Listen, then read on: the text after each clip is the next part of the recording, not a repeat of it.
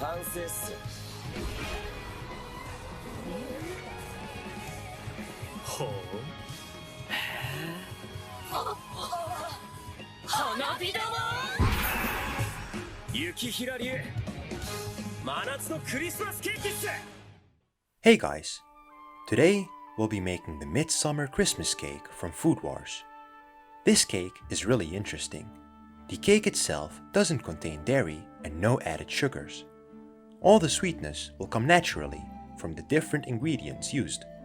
That's why it's a very light cake for the palate and people of all ages can enjoy it. The Midsummer Christmas Cake is made up of several different components. We'll be tackling each of the components separately, and in the end, it will all beautifully come together. I have left timestamps in the description, so feel free to skip around the video. We're gonna start by making our cake. Unlike in the anime, I didn't bake it with charcoal. I just used my oven. We'll start with 5 eggs. Separate the yolk from the whites of 4 eggs. To separate them, what I do is I split the shell in 2. Then, I move the yolk in between the shells, causing the egg whites to fall into the bowl. After separating the 4 eggs, we'll add 1 whole egg to the bowl with the egg yolks, making it 5 eggs in total. After separating them, take the egg whites and beat them with a mixer. You can use a whisk, but it will take ages. On the plus side, you will be burning all the calories you will get from eating this cake. Once the egg whites become airy like this, we're gonna start adding rice syrup. Normally, we'd be adding sugar at this step, but we're gonna be following Soma's instructions. I'm gonna start off by eyeballing half a tablespoon. Then, I'm gonna mix it thoroughly. After mixing it, I added another quarter tablespoon of rice syrup and then started mixing it again, until I got a stiff consistency. This is optional, but I'll be adding 3 teaspoons of vanilla extract to the egg whites. Mix it thoroughly. Then add the mixture of 4 egg yolks and 1 whole egg to the whites. Mix it well.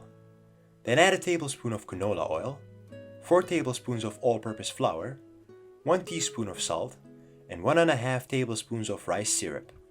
Mix it till it's beautifully homogeneous. It's time for the batter's secret ingredient, Nagaimo, also called Japanese yam. Start by cutting off the ends. Peel the skin off. Once the skin is peeled off, we'll start grating the yam. Once the yam has been grated, it gets an interesting texture. This white slimy stuff reminds me of something. I wonder... Well, never mind.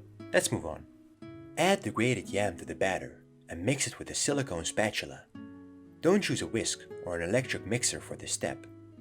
The batter is quite sticky and will really stick to your whisk if you use one. Once you've mixed the batter with the yam, place some parchment paper on a baking sheet and spread some canola oil on top of it. Pour the batter into the baking sheet and spread it out nice and evenly. Once you've spread it out, hit your baking sheet onto the kitchen table a few times to knock out any air bubbles in the batter. After this, we're gonna bake the batter in a preheated oven at 200 degrees Celsius for about 10 to 15 minutes, or until the batter turns golden brown, like this. After the cake has cooled down, get a clean towel and sift some cacao powder on it. This is so that the cake doesn't stick to it. Put the cake on top of it and flip it so that the parchment side faces up. Remove the parchment paper. Be careful and do it slowly. Once the parchment paper has been removed, get some paper towels and rub off any excess canola oil. Sift some cacao powder on top of the cake. Push the cake to the side and start rolling it up. Take your time while doing this. After it's rolled up, let the cake rest. In the meantime, let's make the creams and ganache for the cake. We'll start by making 2 different creams, a cacao-based cream and a rice-based cream. Start by slicing an avocado through the middle. Remove the seed with your knife. With a spoon, scoop out the insides of both halves into a bowl. Take a banana and peel it. The banana now looks very appealing. Sorry, that was a bad joke.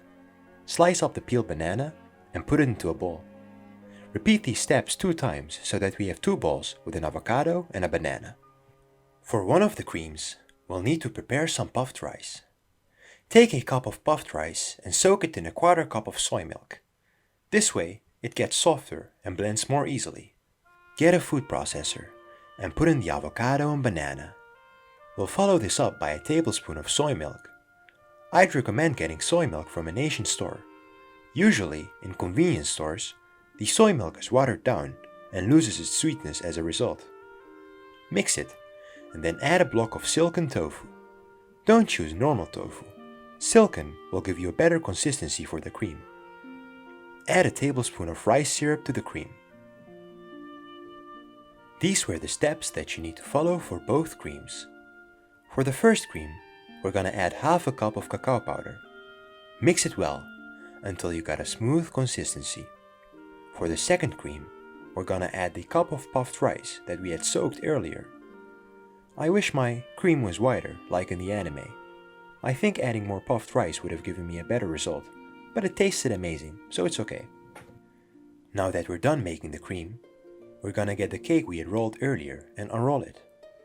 Then, we're gonna spread a layer of the chocolate cream nice and evenly. After spreading the chocolate cream, we're gonna spread a nice layer of the puffed rice cream on top. After having 2 layers of cream, we're gonna roll up the cake again. Once the cake has been rolled, we'll wrap it in plastic paper and put it in the fridge. In the meantime, we'll start making our ganache. The ganache is quite easy. Normally, you'd use cream, but since the cake is dairy-free, I'm gonna use coconut milk. We'll need 1.5 cups of coconut milk. I added 1 cup at first, then added 1/2 cup later. Bring the milk to a boil. In the meantime, we'll break 80 grams of high-quality dark chocolate and put it into a bowl. Once the milk is boiling, pour it over the chocolate and mix it until it's beautifully homogeneous. Put your ganache in the fridge and let it cool for 15 minutes. In the meantime, we'll slice up our cake so it looks like a log. I sliced one of the ends off to put it on top, but then realized it was too big and made it smaller. That looks better. By now, our ganache has cooled off, so it's time for Soma's secret weapon, a popsicle stick. Yep, that's what we're gonna use to decorate it. We'll take some of the ganache and put it in between the 2 slices of cake so it sticks.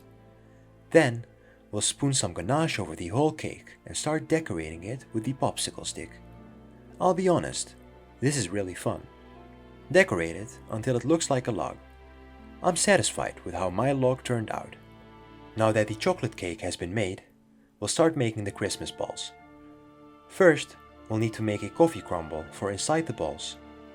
Start by grating 2 apples and putting them into a bowl. Chop up 70 grams of almond and 110 grams of walnuts. Get some vanilla pods and remove the seeds out of them. Don't throw away the pods. We'll use them later as decoration for the balls. Get a pestle and mortar and smash up the banana. Add all of the ingredients together into an oven dish. Use only half of the nuts. The other half we'll use later as a topping. We'll also add a tablespoon of coffee powder and a tablespoon of rice syrup. Mix it up and even it out. The coffee crumble also needs a topping. Add 1 cup of flour into a bowl. Follow this up by 1/2 cup of butter. You want to crumble this with your hands until it gets a sand-like texture. I really wanted to find a dairy-free alternative for the crumble topping, but I just couldn't. You could use vegan butter, but I couldn't find it anywhere near me. Add the rest of the nuts and mix it all together.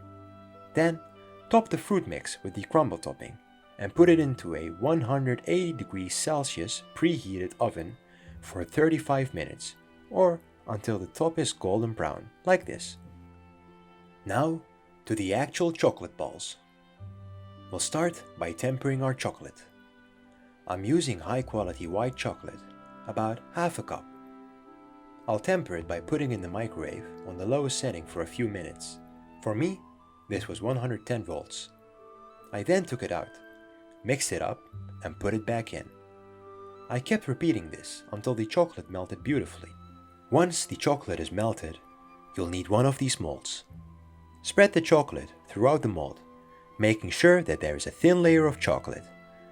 Then, we'll put the mold into the freezer for about 20 minutes. Take the mold out of the freezer and spread a second thin layer of chocolate. Then, we'll grate the zest of a tangerine on top of the chocolate. Put it back into the freezer for another 20 minutes. In the meantime, we'll make the chocolate sauce from the cake easier to melt. Add 1 tablespoon of rice syrup to a pan. Let it come to a heat and caramelize. Add a cup of soy milk and mix it up. Add the leftover chocolate cream that we had used in the cake to the pan and mix it. I'm gonna be honest, I should have added 2 cups of soy milk because the consistency was way too thick in the end result. While the sauce is cooling, get the chocolate balls out of the freezer. They should pop out easily out of the mold. Pop them all out. Then, we'll take some of the coffee crumble that we had made and fill half of the balls. Use the melted chocolate as a glue to close the balls. I then took a cooking needle which I had heated up to make a hole in the balls. We'll now fill up the chocolate balls with the sauce that we have made. I'm using these syrup injectors. Once we fill the balls, we'll finish them with the vanilla pod as a decoration. We've now finally made all the components to this cake, so it's time for the plating. I took the cake out of the fridge and put some rosemary on the sides for decoration. Then I put the balls on top of the cake. So yeah, that's it. Yukihira's Midsummer Christmas Cake. I think it looks great, so it's time to dig in. I tried breaking one of the balls, but unfortunately, like I had mentioned, the cream was too thick. I took a slice along with the ball, and I have to be honest, this tasted amazing. The cake itself is really light on the palate, and the chocolate balls bring an amazing boost of flavor. You could really taste the tangerine zest. It gives such a nice mellow flavor to this dish. I really loved the dish in the end. I would definitely recommend making it. When comparing Yukihira's cake to mine, I think we did a good job. We captured the main elements of the dish. Unfortunately, the sauce inside the balls was too thick, but for the rest, it went very well. If you enjoyed the video, leave a like and subscribe, and let me know in the comments what future dishes you want to see me make. Thanks for watching.